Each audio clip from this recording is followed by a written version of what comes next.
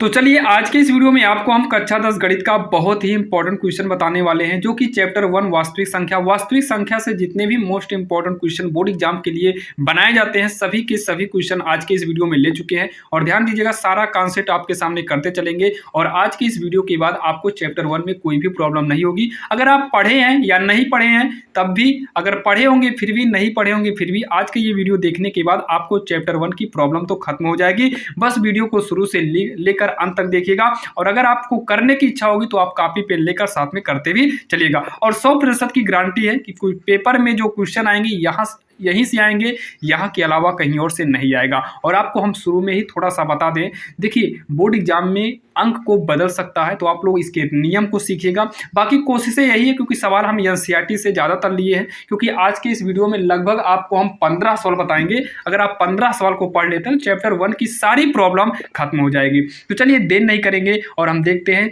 पहली सवाल। तो पहली सवाल में क्या बोला है, हमसे लासा और मासा पूछा, एचसीएफ और एलसीएफ, मासा और लासा पूछा है।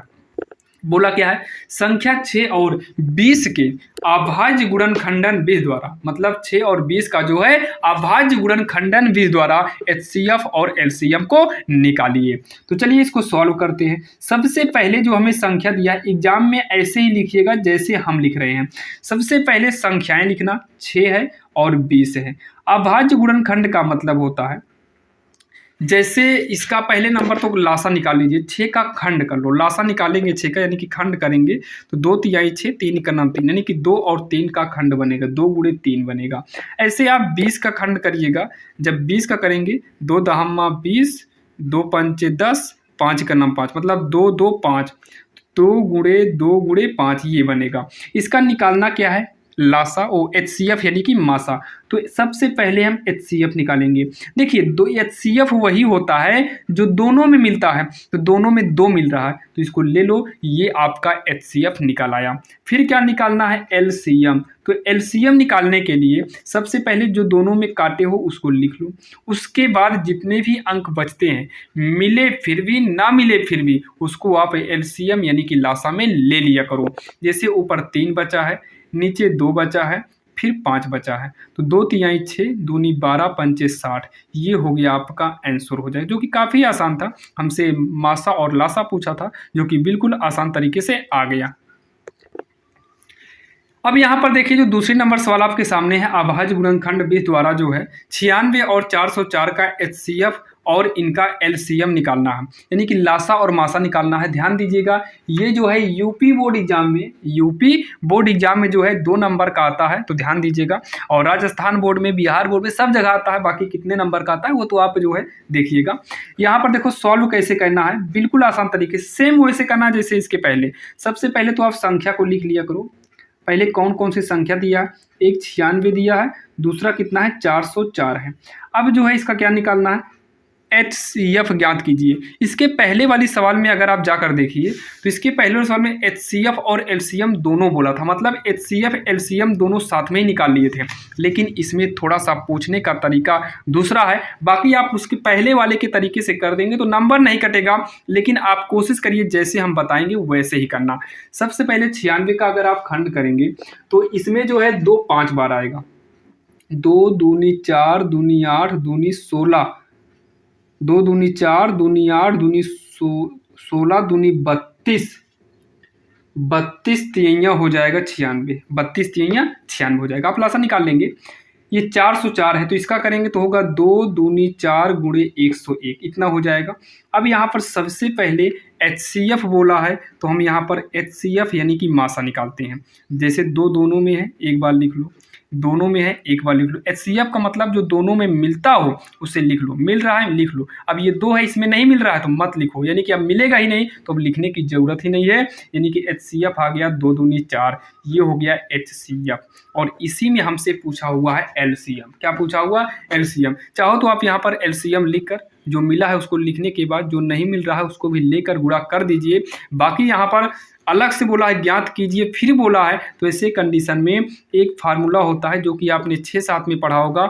एलसीएम बराबर होता है 2 संख्याओं का गुणनफल, 2 संख्याओं का गुणनफल बटे में होता है एलसीएम अगर यहाँ पर है तो एचसीएफ यहाँ पर हो जाता है, अगर एचसीएफ यहाँ पर है तो एलसीएम बटे में हो जाएगा। दो संख्या कौन कौन सी है, यही 96 और 104 है, 96 और 404 है, और इसका एचसीएफ जो निकल कर आया वो 4 आया। काट दो, 4 1 4, 4 दूनी 8, 4 चौक 16, 24 आएगा। अब यहाँ पर जो है लिखेंगे 24 गुणे 404, 404। जब इसका गुणा कराएंगे तो ये आएगा 24 चौको 96, 96 आएगा, यानी कि 9696 आएगा, जो कि यही इसका आंसर हो जाएगा, जो कि काफ़ी आसान सवाल थी और आपके समझ में आ गया होगा। तो चलिए अब हम देखने वाले हैं सवाल नंबर तीसरी। अब यहाँ पर तीसरी नंबर सवाल जो है सेम पहली मॉडल की है, तो आप लोग जल्दी से करके कमेंट बॉक्स में बताइए इसका एचसीएफ और एलसीएम कितना आएगा। बाकी हम कर रहे हैं, आप लोग करके बताइएगा। सबसे पहले यहाँ पर देखो संख्या लिखेंगे, जो हमें संख्याएं दिया हुआ है, तो संख्याएं सबसे पहला क्या दिया है, 6 दिया है, फिर कितना है 72 है, फिर 120 है, सभी संख्याओं को ले लिए। अब इसका खंड करेंगे तो 2 तिहाई 6 हो जाएगा, कितना हो जाएगा 2 तिहाई 6 होगा। इसका करेंगे 2 दूनी 4 दूनी 8, 8 त्रिक का 24, त्रिक 72 हो जाएगा। 120 का करेंगे तो 2 दूनी 4 दूनी 8, त्रिक का 24, पंचे होगा। बाकी आप लासा निकालेंगे तो आप आसानी से कर लेंगे। जैसे मान लो 120 का हम कर देते हैं, 2 छंग 12 60 आएगा, 2 तिहाई 6, 2 जिया 9 0, 2 15 हमें 30 होगा, और 3 से 3 5 15, फिर 5 का नाम 5। सेम ऐसे देखिए ना, 2 कितनी बार है, 3 बार है, 3 बार, फिर एक 3 था, एक 5 था। अब यहाँ पर हमें एचसीएफ और एलसीएम चाहिए, तो एचसीएफ बराबर और नीचे ही एलसीएम बराबर कर दो। तो एचसीएफ जो सम में मिले, इसमें भी 3 है, वो 2 है, इसमें भी 2 है, इसमें भी 2 है, तो एक बार 2 को ले लो। इसमें भी 3 है, इसमें भी 3, इसमें भी 3, तो एक बार 3 को ले लो, 2 तिहाई 6। इसका जो एचसीएफ है वो कितना आ गया, 6 आ गया। अब एचसीएफ 6 हो गया, तो एलसीएम जैसे जो काटे हो उसको तो एक बार लिखो, 3 काटे हो इसको भी एक बार लिखो, मतलब जो सम में मिलता हो उसको एक ही बार लिखेंगे। अब ऊपर तो कुछ नहीं बचा, अब इन दोनों में भी जो मिल रहा हो उसको एक ही बार लेना। जैसे इसमें 2 है तो एक बार, फिर से 2 मिल रहा है तो एक बार, ये 3 इसमें है लेकिन इसमें 3 नहीं है, एक था वो ऑलरेडी ले चुके हैं, तो ये 3 बचा है, जो अकेले बच जाए उसको भी ले लो। 5 बचा और किसी में नहीं है, फिर भी ले लीजिए। 2 तिहाई 6, दूनी 12, दूनी 24, त्रिक 72, 72 पंचे, तो 72 गुणे 5 करेंगे, 5 दूनी 10, 5 से 35, 36, यानी कि 360। तो एचसीएफ कितना आ गया 6 और एलसीएम कितना आ गया 360। यही हो जाएगा इसका आंसर, जो कि काफ़ी आसान था और आपके समझ में भी आया होगा। अगर कोई भी डाउट रह जाता है तो आप लोग कमेंट बॉक्स में कमेंट जरूर करिएगा। अब यहाँ पर देखिए सवाल नंबर चौथी अगर देखा है तो काफ़ी इंपॉर्टेंट है। आप जो है एनसीईआरटी उठाकर देखिएगा, और एनसीईआरटी जो है तो पूरे भारत में चलती है, और एनसीईआरटी से बोर्ड एग्जाम में क्वेश्चन ज़्यादातर उठाए जाते हैं। आप देखिएगा ये सवाल उदाहरण में है एनसीईआरटी का, और जहाँ पर 4 है यहीं पर 6 कर देंगे। तो ये सवाल आपको एक्सरसाइज में दिया है 2.2 में, आप देखिएगा 2.1 में ही देखिएगा, 2.1 में ही आपको मिलेगा, और 2 पॉइंट करें 1.1 में। देखिए करना कैसे है, सबसे पहले ये जो संख्या बोला है संख्याओं 4 की पावर n, तो संख्या 4 की पावर n को लिख लो। तो बोला है पर विचार कीजिए, जहाँ n एक प्राकृतिक संख्या है तो इसी के साइड में लिख देना, जहाँ n एक प्राकृतिक संख्या है। n क्या है, एक प्राकृतिक संख्या है। देखिए n प्राकृतिक संख्या अगर है तो इसका मतलब n के स्थान पे 1 होगा, 2 3 4 ऐसे ही n के स्थान पर संख्याएं आएंगी। फिर बोला है उसी बात, क्या n पर कोई ऐसा मान है, मतलब n का क्या कोई ऐसा मान है 1 2 3 4 में से जिसके लिए 4 की पावर n अंक 0 पर समाप्त हो।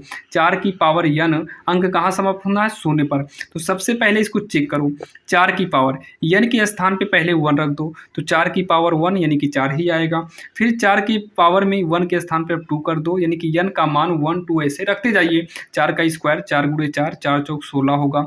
फिर 4 का क्यूब करेंगे, 4 गुणे 4 गुणे 4 होगा, 4 चौक 16 चौको 64 हो जाएगा। फिर अगर 4 की पावर 4 करेंगे तो 4 4 बार हो जाएगा, और गुणा करेंगे 4 चौक 16, 4 पंचे 4 संग 24 25, यानी कि आप 4 चौक 16 चौको 64, चौका 256 हो जाएगा। बोला क्या था कि 4 की पावर n जो है अंक 0 पर समाप्त होगा। ये देखिए लास्ट में 4 है 6 है 4 है 6, मतलब 4 6 4 6 ही आएगा, यानी कि 0 नहीं आएगा। तो लास्ट में लिख देना अतः नहीं, 0 पर समाप्त नहीं हो सकता, 0 पर समाप्त नहीं हो सकता है। ये हो जाएगा इसका आंसर, जो कि काफ़ी आसान था। अगर कोई भी डाउट रह जाता तो आप बताइएगा। जैसे यहाँ 6 की पावर n कर देंगे तो आप यहाँ 6 करिएगा, 6 का स्क्वायर 6, 6 गुणे 6 छंग 36, 6 का क्यूब करिएगा, जो आएगा अपना लिखते जाइएगा। बाकी आपके समझ में आ रहा होगा, जो कि आपने देखा 4 सवाल तक देख लिया और चारों सवाल आपके काफ़ी आसान तरीके से समझ में आई होगी। तो चलिए हम देखते हैं अब सवाल नंबर 5वीं। अब यहाँ पर हम बात करेंगे सवाल नंबर 5वीं की। 5वीं में क्या बोला, संख्या दिया 17, 23, 29 के अभाज्य गुणनखंड 20 से जो है HCF और LCM निकालना है। तो चलिए सबसे पहले जो संख्या दिया है लिखेंगे संख्याएं। क्या दिया है, 17 दिया है, 23 दिया है, 29 दिया है। अब इसका जो है पहले हम खंड करेंगे, फिर उसके बाद खंड करने के बाद हम सबसे पहले निकालेंगे HCF, फिर निकालेंगे LCM। तो 17 का आप खंड करेंगे तो 17 स्वयं से कटता है, 23 भी स्वयं से करता है, 29 भी स्वयं से करता है। अब HCF निकालेंगे तो सब में से देखिए, HCF मतलब मासा, मासा वही होता है जो सब में मिले। तो कुछ भी नहीं मिल रहा तो ऐसे कंडीशन में मासा को हम 1 ले लेते हैं। तो LCM करते समय जब कुछ मिला ही नहीं है तो मासा 1 कर दिए, लेकिन यहाँ पर भी 1 लिखने से कोई फायदा नहीं। जब लासा में ऐसा कंडीशन आए तो आप तीनों का गुणा कर दो, 17, 23 गुणे 29। अब हम इस तीनों नंबर का गुणा करेंगे।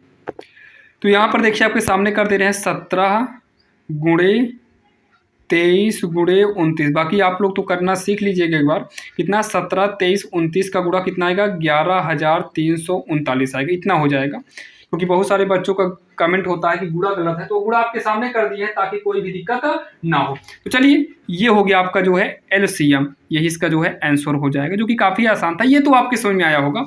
चलिए आगे हम बात करते हैं सवाल नंबर 6वीं की, जो कि आपके स्क्रीन के सामने है। इसको करना कैसे है, देखिए बोला क्या है, पूर्णांक 26 और 91 के HCF और साथ में ही इसकी जांच करना है, जो कि काफ़ी इंपॉर्टेंट सवाल है। और ये तो बोर्ड एग्जाम में पूरे 6 नंबर की आती है। आप लोग अनसॉल्व उठाकर देखिएगा, बोर्ड एग्जाम में 6 नंबर का आता है यूपी बोर्ड में। बाकी अदर बोर्ड के लिए भी ये सवाल काफ़ी इंपॉर्टेंट है, आप लोग बुक में देख लीजिएगा एक बार।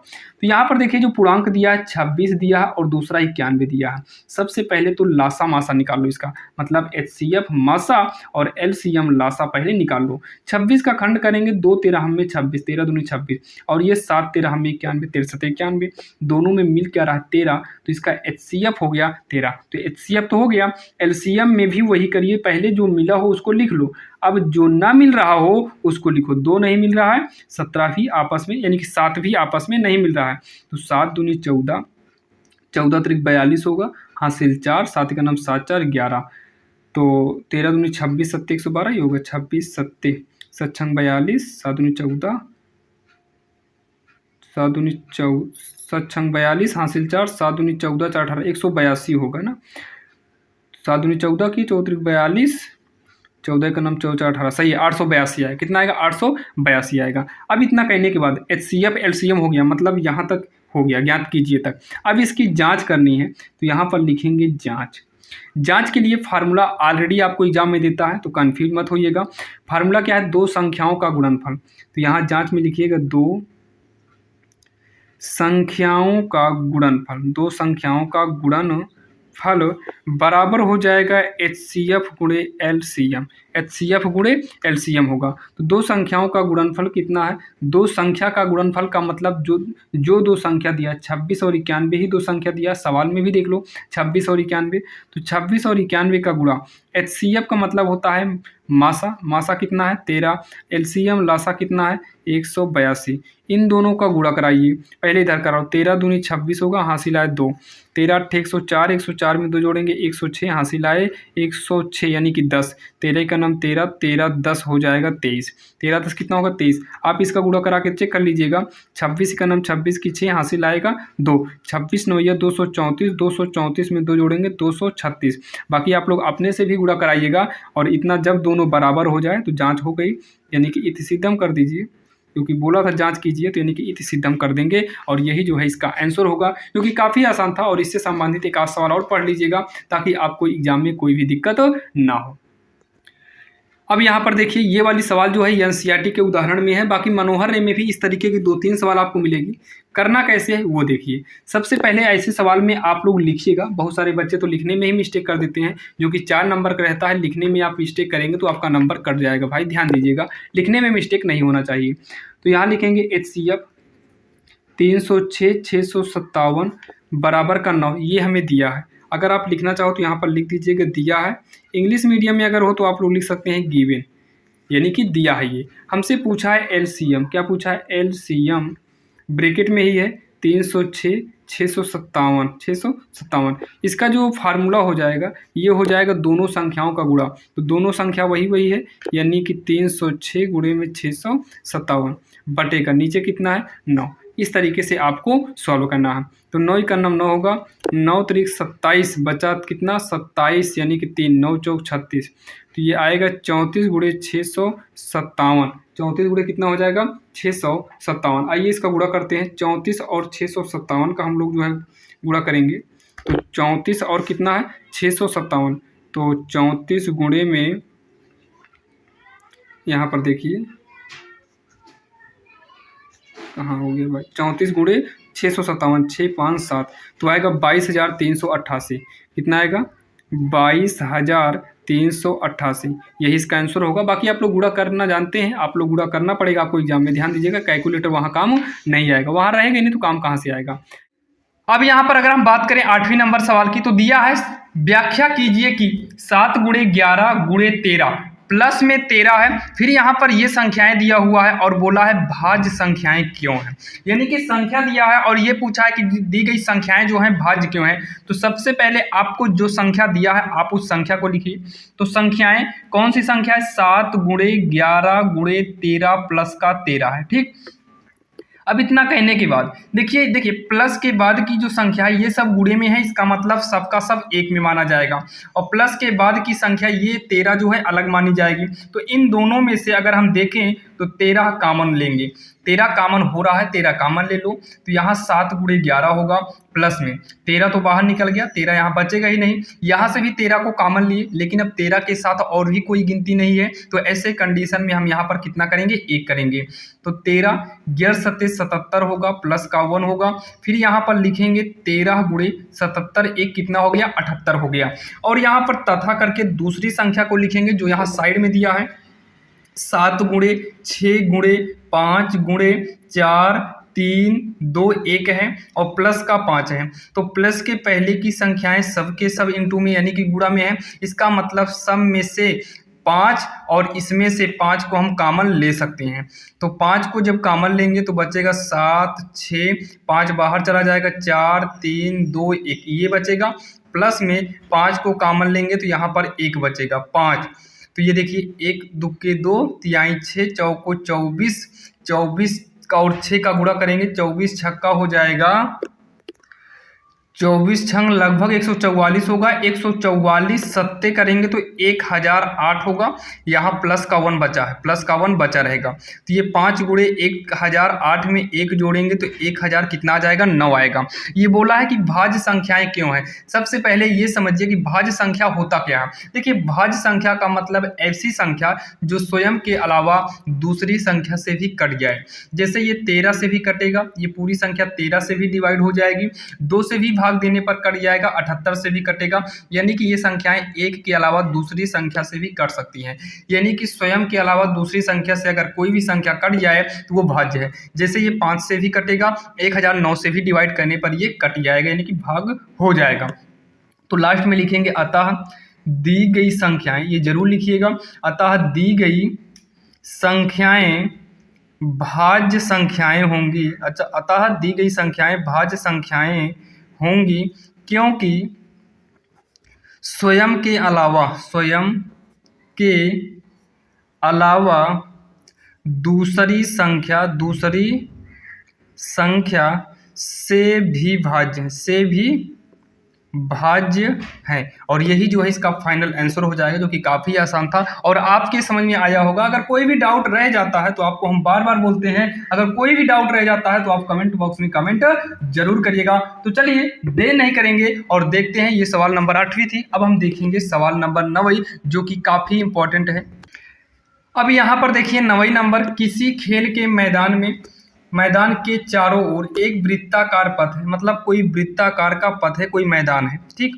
उसके बाद मान लो ऐसे वृत्ताकार है, ये पथ है। पथ का मतलब यहाँ पर लोग चलते हैं, बीच में आपका कोई भी गार्डन या कुछ भी किया जा सकता है। इस मैदान का एक चक्कर लगाने मतलब इस मैदान के राउंड में एक चक्कर लगाने में सोनिया को 18 मिनट लगते हैं, जबकि इसी मैदान का एक चक्कर लगाने में रवि को 12 मिनट लगते हैं। सोनिया को 18 लग रहे हैं और रवि को 12 लग रहे हैं।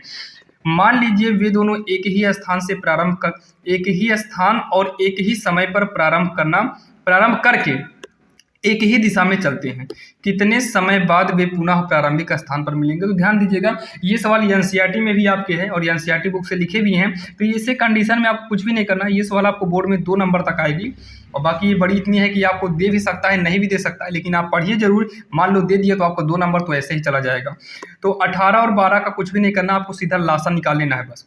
तो लिख देना 18 और 12 का लासा निकालने पर, क्या निकालने पर? लासा यानी कि एलसीएम निकालने पर। तो निकाल लीजिए 18 और 12 का एलसीएम। तो 2 9 18, 2 छंग 12, ये हो जाएगा 9 नहीं कटेगा, 2 तिहाई 6, 3 त्रिक 9, 3 इक 3, फिर 3 इक 3 1। तो ये हो जाएगा एलसीएम बराबर 2 गुणे 2 गुणे 3 गुणे 3। तो 2 दूनी 4, तिहाई बर तिहाई का 36 हो जाएगा। तो बोला है पुनः प्रारंभिक स्थान पर कितने समय बाद मिलेंगे ना, तो लिखेंगे अतः 36 मिनट बाद, 36 मिनट बाद पुनः प्रारंभिक स्थान पर मिलेंगे।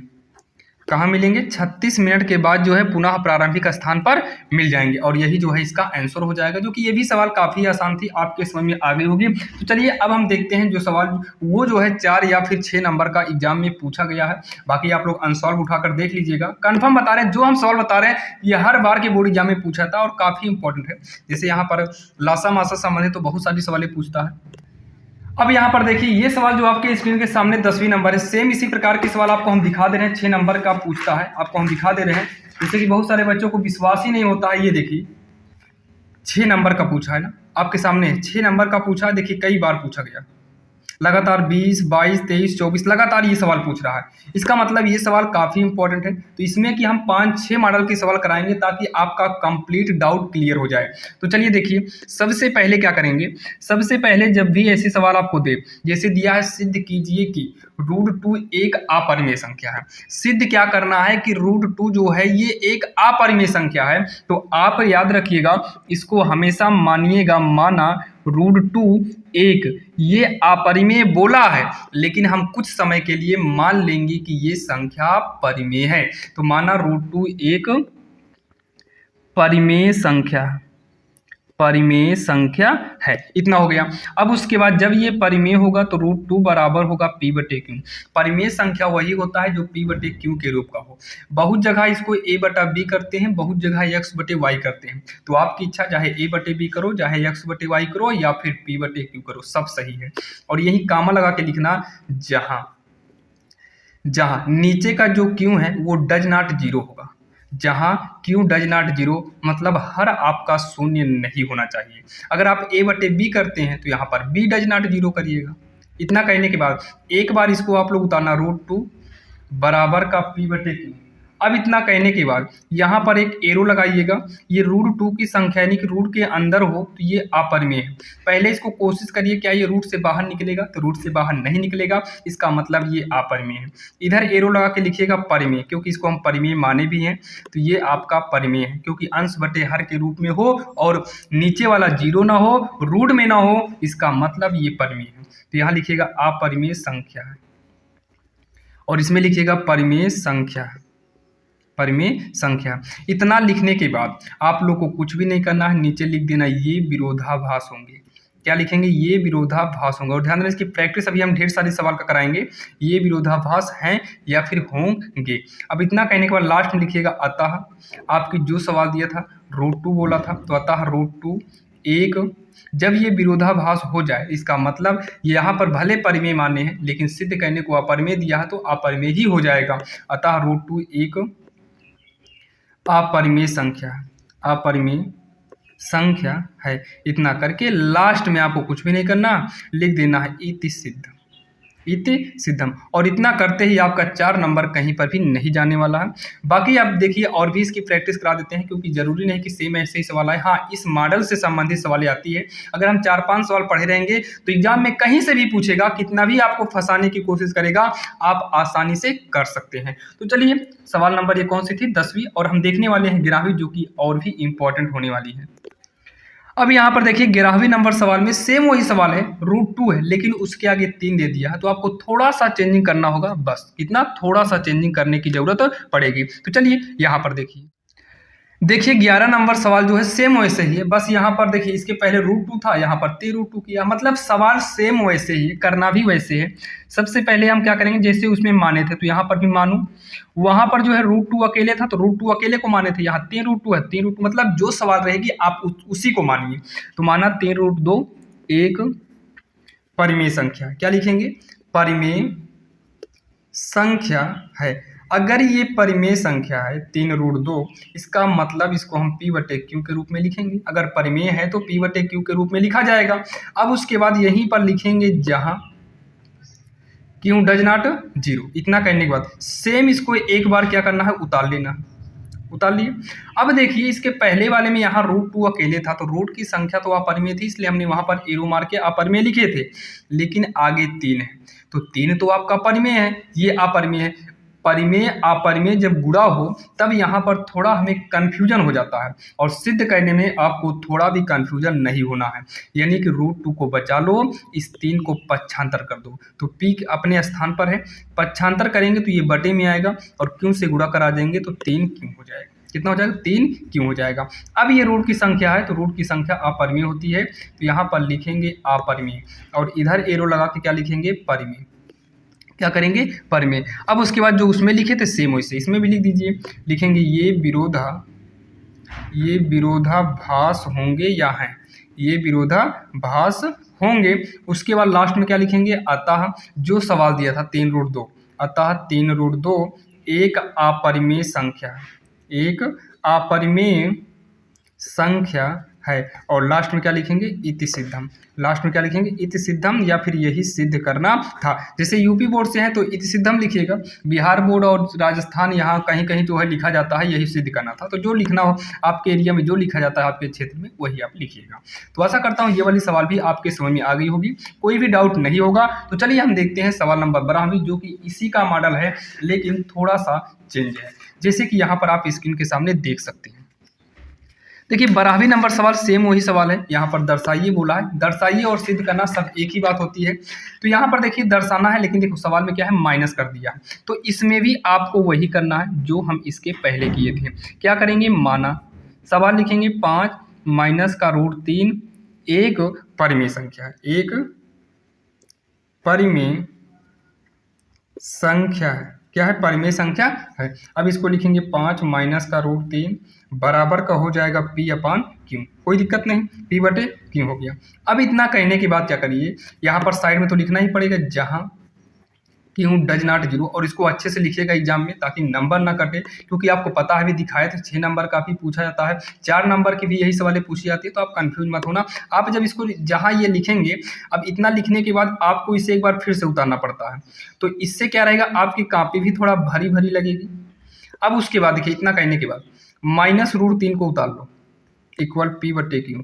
ये 5 जो प्लस में है, प्लस में आगे चिन्ह क्या माना जाएगा, प्लस, इधर अब कर देंगे तो माइनस का 5 हो जाएगा, क्योंकि हमें रूट वाले को ही बचाना है। बाकी जितना भी गिनती होता है सबको पक्षांतर करके इक्वल के इधर करना पड़ता है। तो यहाँ पर √3, हमें √3 चाहिए, माइनस नहीं चाहिए। इस माइनस को भी इधर भेजो तो माइनस, और ये सब हो जाएगा ब्रैकेट में, √3 बराबर, इस माइनस का गुणा अंदर करेंगे तो ये माइनस वाला 5 प्लस होकर आगे हो जाएगा, और ये प्लस में PQ जो है ये माइनस में होकर पीछे हो जाएगा, क्योंकि माइनस का गुणा करेंगे। अब यहाँ पर देखिए ये रूट की संख्या अकेले हो गई, यानी कि अब यहाँ पर हम लिख सकते हैं अपरिमेय, और इधर एरो लगा के करेंगे परिमेय, क्योंकि रूट की संख्या को बचा के रखना है, बस रूट के अलावा सब का सब उधर भेजना है। तो यहाँ पर क्या लिखेंगे, ये विरोधाभास होंगे, तो ये विरोधाभास होंगे, और लास्ट में क्या लिखेंगे, अतः जो हमारी सवाल थी, सवाल क्या था, 5 माइनस √3, तो अतः 5 माइनस √3 एक अपरिमेय संख्या है। और लास्ट में क्या लिखेंगे, इति सिद्धम लिख दीजिएगा। और यही जो है इसका आंसर होगा, जो कि काफ़ी आसान था। अब यहाँ पर देखिए जो अगली नंबर सवाल लिए हैं 13वीं, देखिए इसमें क्या था 5 माइनस रूट 3। अब यहाँ पर 5 की जगह 3 किए, माइनस जगह प्लस किए, और रूट 3 के आगे यहाँ कुछ भी नहीं था, लेकिन यहाँ 5 के आगे गुणा है। तब कैसे करेंगे, थोड़ा सा रूल चेंज है, और आपको बोले थे शुरू में ही सभी रूल कराएंगे, यानी कि आज का ये वीडियो देखने के बाद आपको चैप्टर 1 में कोई भी प्रॉब्लम नहीं रह जाएगी। आइए देखते हैं इसको कैसे करना है। इसको भी हम उसी प्रकार से करेंगे। सबसे पहले क्या लिखेंगे, माना 3 + 2 रूट 5 एक परिमेय संख्या है, एक परिमेय संख्या है। अब अगर ये परिमेय संख्या है 3 + 2 रूट 5, तो P/Q के रूप में होगा। अब यहाँ पर लिखेंगे जहाँ Q डज नॉट 0, फिर इसको एक बार उतारेंगे 3 + 2 रूट 5 बराबर का P/Q। इसको लिखेंगे 2 रूट का 5 इक्वल का P/Q। ये 3 आपकी गिनती है, पहले हम 2 को पक्षांतर नहीं कर पाएंगे, और यहाँ पर आप जोड़ने की गलती मत करना, क्योंकि ये अलग है, ये अलग है। इसके साथ रूट 5 है और 3 के साथ रूट 5 नहीं है, ये जुड़ेगा नहीं।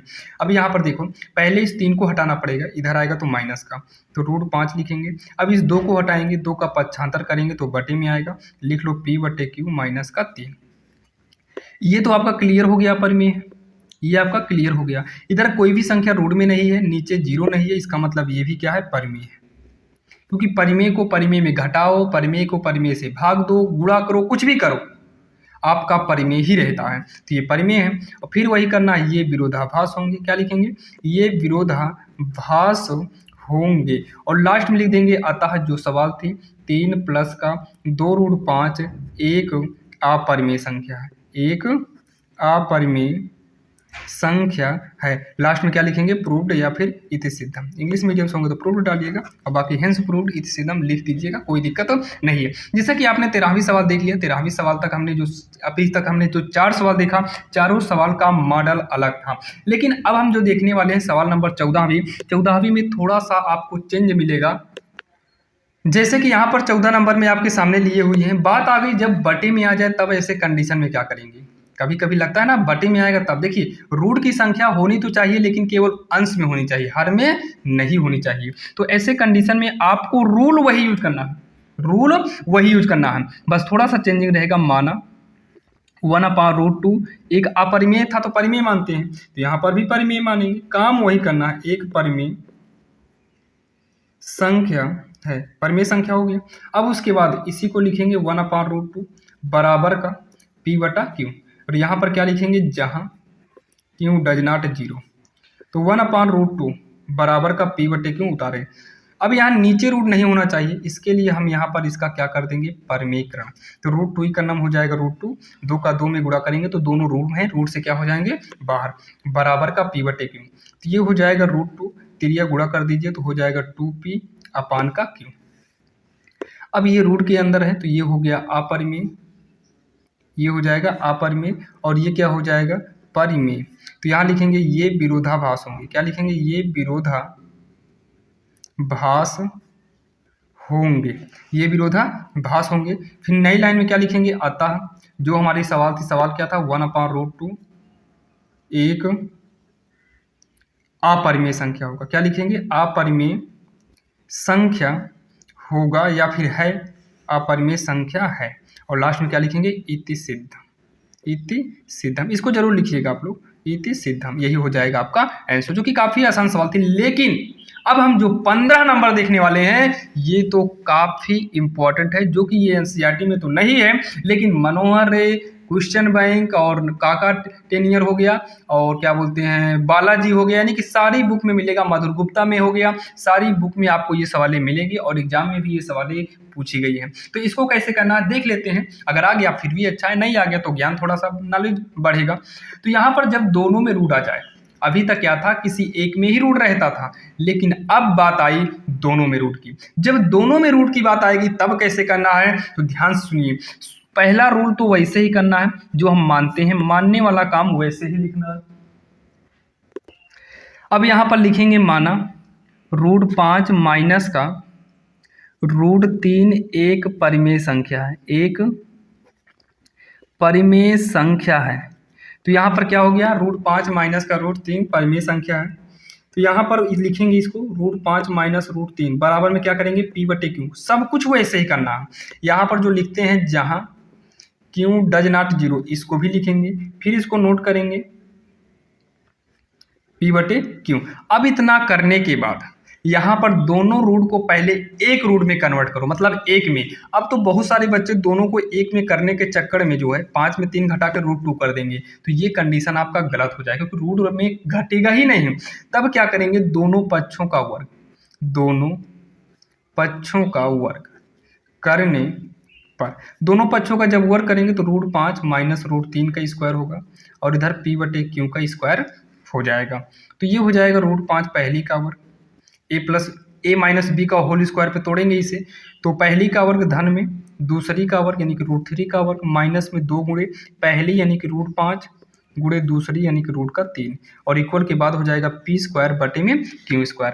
आगे करेंगे तो √5 का स्क्वायर 5 बाहर, √3 का स्क्वायर 3 बाहर, ये हो जाएगा 2 रूट 15। रूट का रूट में गुणा हो सकता है लेकिन जोड़ना और घटाना नहीं किया जा सकता है। जोड़ घटाना तभी संभव है जब दोनों रूट मैच करता हो। जैसे रूट के अंदर 5 है, यहाँ पर भी रूट के अंदर 5 होना चाहिए, लेकिन गुणा में ऐसा नहीं है। 15, ये हो जाएगा P² बटे Q²।